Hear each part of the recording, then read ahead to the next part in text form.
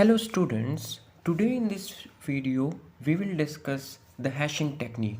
Hashing technique is basically a searching technique like the linear search and the binary search. But here the approach is a bit different from that linear search and binary search. So here you can see that we are having some elements. So the table in which we are having the elements to be hashed are, the table is known as key space, and in the table where they have to be hashed as are known as is known as hash table, right? So here you can see that we are having some elements, we are having some function over here, the hashing function over here. So that is h of x is equal to x. So whatever is the element, it will be placed in that number index. So here if we are having the 8, so it will be placed simply in the 8 index, right? So if we are having the 3, so it will be simply placed in the index number 3. 13 will be placed in the index number 13. 6 will be placed in the index number 6. 4 will be placed in the index number 4, right? And 10 will be placed in the index number 10. So it is a very efficient way up till here. If we are having the smaller elements or the indexes which are present in the hash table according to the key space, but if we are having an element over here, that is, we can say that, let's suppose that is 70, right? So in order to place it in the hash table, we should have an index 70 in the hash table. So this would waste a lot of space for us, right? So this is not possible for us to have 70 indexes in the hash table. It would creates the space complexity in it. So in order to deal with that, we have to modify the hash function, right? So we will modify the hash function, and the function will become h of x as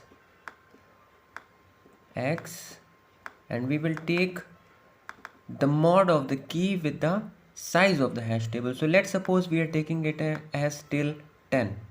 So we are not taking these indexes above than 10. We are just taking that 0 to 9, right? So I'm gonna crossing it, right? So we are having the indexes 0 to 9 over here, and the size of the hash table is 10. So if we take the mod of the first key element with 10, 8 mod 10 is 8.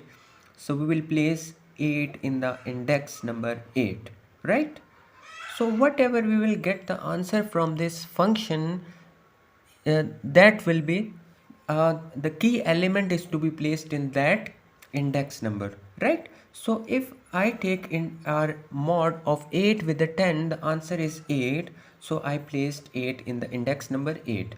If I take the mod of 3 with 10, the answer is 3. So I will place it here, right? Again, if I take the mod 13 of 10, the answer is 3. Oh, so here I face collision. I cannot place two elements in one index. So how we can deal with this? What are the techniques to deal with the collision? Here the problem I am facing is collision. So in order to deal with the collisions, we are having different sort of techniques, right? So the first technique is open hashing, right? And the second technique is closed hashing. So the open hashing technique is simply the chaining technique, right? And the closed chaining contains two techniques further, that are linear probing and quadratic probing. So in open hashing or the chaining technique, we simply have to, let's suppose we are facing the collision at the index number 3 over here. So I will not place the key element inside the index, but I will place it outside here, right? Like this. I place the first one, the 3 here, and then after this I will place the 13th one the key element 13, but I will not place it inside the index, I will place it outside the index here, right? And here I will write 13. So this is how we can deal with the collision using the open hashing, the chaining technique to deal with the collisions. So now we will move forward to the closed hashing, where we are having the two techniques, that are the linear probing and quadratic probing. Both are same, but the approach is a bit different. Now here we will see how we can do that. So if we are having the linear, we have to deal with the collision using the linear probing. So let's suppose the 3 comes here in the third index, and then I was facing collision here. 13 also was to be placed in the index number 3. So we are facing a collision over here.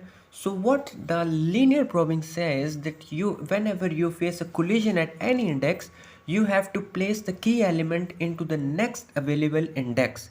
So here we are having the next available index as 4. So we will simply place 13 here, right? So this is how we deal in with the collision using the linear probing, but simply the approach is that you have to place the key element to the next available index. That is how you deal with the collisions using the linear probing. So now the quadratic probing is almost same to it. It also says that after placing the first key element here, if let's suppose for instance we are having the collision between 3 and 13, so we've placed it over here, and then we will place the 13 in the next available index. This is the same approaches, both are same, but linear probing and quadratic probing are a bit different, which I will discuss in the next lecture. So both the approaches says that you have to place the key element into the next available index, just in the case if you face any sort of the collisions. So this is how we do the implement the hashing technique. First we are having the elements over here in the key space table, and we are having the hash table, and how we modified the hash function we discussed in this lecture.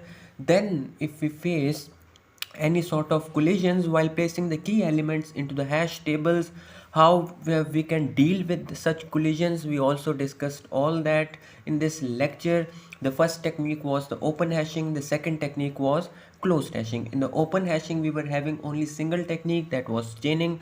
In that we simply place the key elements outside the index, and we dealt with the collisions. And in the closed hashing we were having the two techniques, linear probing and quadratic probing, in which we place the key elements in case of any sort of the collisions into the next available index. So this is how you can deal in with the collisions using the open hashing and closed hashing. So this was all about the hashing technique. In the next lecture we will discuss our next topic.